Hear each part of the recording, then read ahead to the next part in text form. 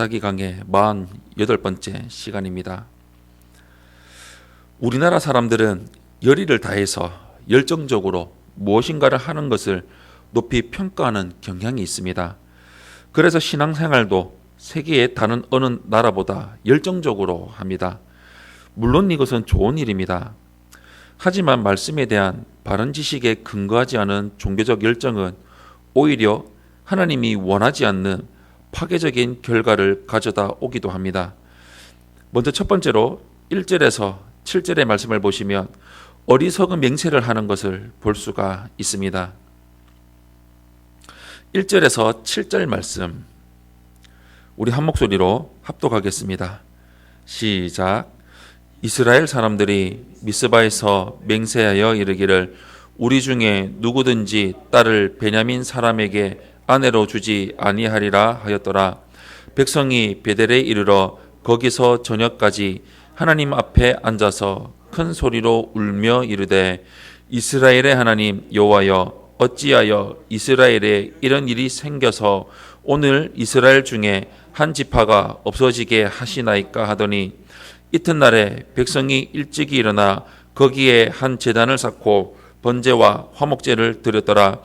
이스라엘 자손이 이르되 이스라엘 온 지파 중에 총회와 함께하여 여호와 앞에 올라오지 아니한 자가 누구냐니 이는 그들이 크게 맹세하기를 미스바에 와서 여호와 앞에 이르지 아니하는 자는 반드시 죽일 것이라 하였음이라.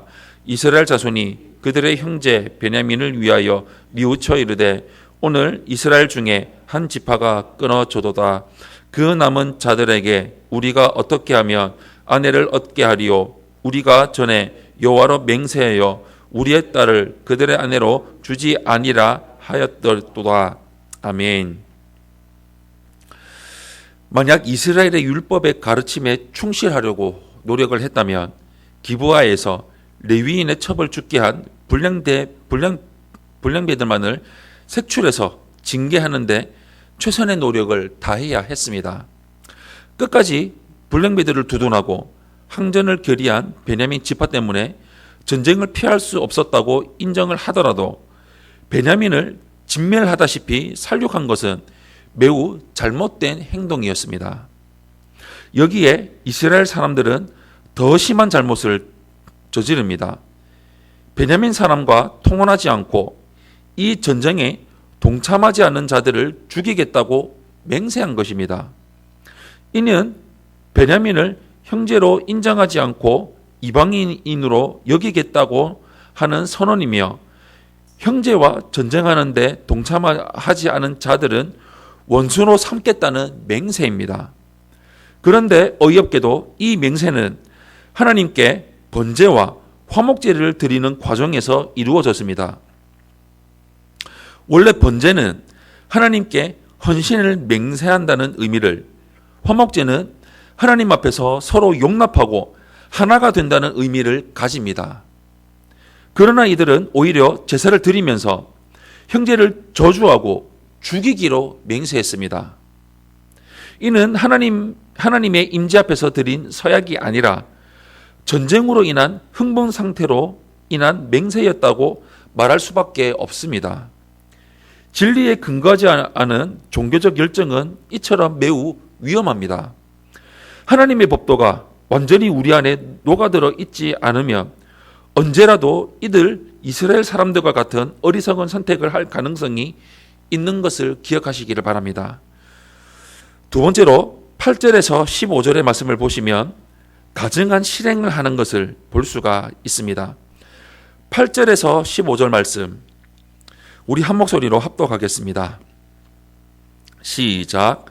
또 이르되 이스라엘 지파 중 미스바에 올라와서 여호와께 이르지 아니한 자가 누구냐 하고 본즉 야베스 길르앗에서는 한 사람도 진영에 이르러 총회에 참여하지 아니하였으니 백성을 계수할 때에 야베스 길르앗 주민이 하나도 거기 없음을 보았음이라. 회중이 큰 용사 12,000명을 그리로 보내며 그들에게 명령하여 이르되 가서 야베스 길르앗 주민과 부녀와 어린아이를 칼날로 치라. 너희가 행할 일은 모든 남자 및 남자와 잔 여자를 진멸하여 바칠 것이니라 하였더라.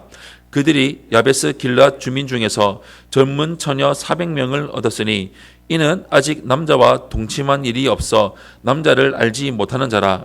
그들을 실로 진영으로 데려오니 이곳은 가나안 땅이더라. 온 회중이 림몬 바위에 있는 베냐민 자손에게 사람을 보내어 평화를 공포하게 하였더니 그때에 베냐민이 돌아온지라. 이에 이스라엘 사람이 야베스 길르앗 여자들 중에서 살려둔 여자들을 그들에게 주었으나 아직도 부족하므로 백성들이 베냐민을 위하여 뉘우쳤으니 이는 여호와께서 이스라엘 지파들 중에 한 지파가 빠지게 하셨음이었더라. 아멘.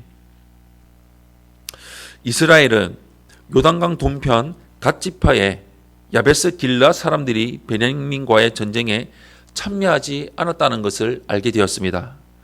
아무리 하나님 앞에서 맹세한 것이라고 해도 그것이 하나님의 법에 옳지 않은 행동이었다면 당연히 실행해서는 안 됩니다. 하지만 이들은 자기들이 마음대로 한 맹세를 지킨다는 이유로 다시 한 번 더 형제를 죽이는 만행을 저지르게 됩니다. 그러고는 400명의 처녀들, 아마도 10대 초반의 소녀들만 살려서는 실로의 진영으로 끌고 온 후에 600명 남짓 남은 베냐민 사람들과의 전쟁을 그치기로 하고 그 처녀들을 이들의 아내로 제공했습니다. 이는 지극히 야만적인 행동입니다. 동족 이스라엘을 죽이고 그 여인들을 노예로 삼아서 다른 사람들에게 여종으로 넘기는 행동이기 때문입니다. 그리고 이들은 여호와께서 한 지파를 비게 하셨다는 이유로 슬퍼하고 있습니다. 사실 하나님이 이 일을 하신 것이 아니라 자기들이 마음대로 하나님의 이름을 사칭해서 행한 악행임에도 불구하고 이들은 이런 일이 하나님으로부터 온 것이라고 생각하고 있었던 것입니다. 이는 하나님의 이름을 망령되이 일컫는 죄악이라고 할 수가 있습니다. 이처럼 진리에 대한 이해가 없는 종교적인 열심은 위험한 뿐만 아니라 하나님 앞에서 가증한 행위가 될 수도 있다는 것입니다. 우리의 신앙생활에서 이런 파괴적이고 불법적인 행동이 없도록 늘 경계하지 않으면 안 됩니다. 사랑하는 성도 여러분, 사사기를 읽고 묵상해 오는 동안 우리는 하나님이 모세를 통해 왜 그렇게 율법을 마음에 새기고 부지런히 가르치며 강론하고 표로 삼고 기록하라고 이스라엘에게 말씀하셨는가를 깨달을 수가 있었습니다. 종교적인 열심으로만 가지고는 하나님 앞에 가증한 행동을 일삼을 수밖에 없습니다. 진리에 근거하지 않은 종교적 열심을 버리기를 바랍니다. 그러기 위해서 우리는 평생 말씀을 붙들고 말씀에 순종하는 삶, 말씀으로 비추어서 말씀이 맞으면 맞고 말씀이 틀렸다면 틀렸다는 것을 인정하며 살아가는 삶을 살아야 합니다. 우리 평생토록 이런 삶을 이루며 살아가는 성도님들이 되시기를 예수님 이름으로 축원합니다.